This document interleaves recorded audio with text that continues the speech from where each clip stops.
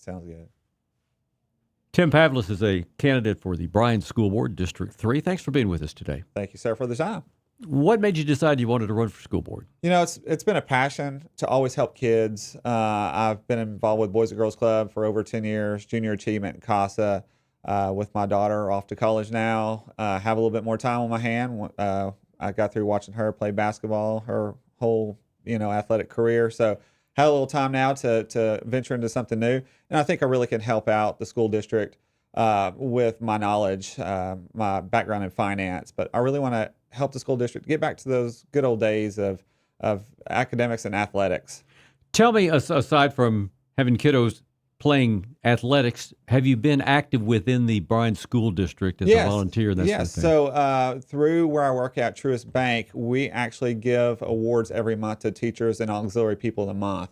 And so it's gift cards for the outstanding teachers and auxiliary, of course.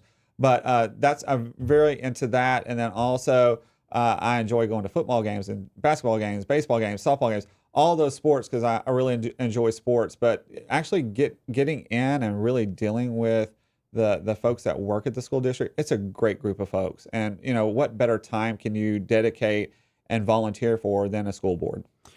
You mentioned finance, background in banking. School finance is really, really different. And yes. I know that there are people who sit on the school boards right now who don't understand them. Have you taken any kind of passive look at it, at least now, to see? Because it's complicated, certainly. It's very complicated. Everybody's talking about the bond for Bryan ISD, too. So it's totally different than what I have, finance background, because when you have funds that are this, it's not a corporation, it's an institution. So you got to look at it differently. So the state mandates how money is flowed in there and what money should be spent on. It's you have to be the good steward of that money and put that in the best direction for the school district. So have you talked to any former or current members of the school board? Any thoughts from them? Oh, yes. There's a lot of good, helpful folks out there, past members, current members. But really, those past members that I've talked to really, really give a good insight on how it works. And there's not really politics in it. It's more of a family. And you have to get along with everybody in that school board to actually make a difference in the school district. A big part of that clearly is the teacher. Mm-hmm. Teachers probably feel as much pressure as they've ever have, and it's not going away. So how do you think you can be part of that team that helps to make those teachers be heard and maybe relieve some of that? So it's just not the teachers that you got to look at. You got to look at all the supporting staff of the school district too. But I think if you have those folks that are paid well, not just the teachers, but the auxiliary staff and everything, you have those people, and the kids come to school with a smile. If they come to school with a smile and the teachers are there with a smile, those kids may not see another smile all day long. So I think that's infectious, and I really think that builds on making that school district better. Well, good point. But truth be told, there are some students who come who are disinterested. Mm-hmm. There are some students who come from homes that are disinterested. Yes, that needs to be addressed as well. Yes, sir. So you really got to engage those kids and actually, give them an extra hug, and make them feel loved. But I think if you take your time with those students, it depends on, there's different styles of learning because every kid learns different. I learn different than somebody else that I work with. So you got to figure out what makes that kid want to come to school and that learning ability, how to best affect them. What part do you think parents can play in deciding curriculum that would be important in the school district? So I think learning starts at home. I think if kids learn at an early age to read, that benefits them over time. I know there's Read by Third, which Daniel Hernandez is big in, and I think Boys and Girls Club help with that. But I think that really, really puts that kid, that student above others if they're available to read and write and do math at that third grade level. If you have that, those students will be so much better off in those upcoming grades. So Bryan School District, like everybody else in Texas, now going to have to deal with vouchers. That's a completely different thing and a real curveball that Austin has sent. Yes, there probably will be some people who will not want to stay there. That means that the ones that do stay within a school district, you have to take care of those that are mainstreamed and those that will have other special type learning disabilities or other needs that have to be addressed. Yes, sir. So I think vouchers are a big part, and of course that was mandated down from the state that we have no control over it. But I know Bryan ISD, they really put their foot forward and says, hey, if we're going to do this, that's great, but we're going to teach our kids the way that they need to be taught. And vouchers are just a thing of the future, and it could be something that may go away. You never know.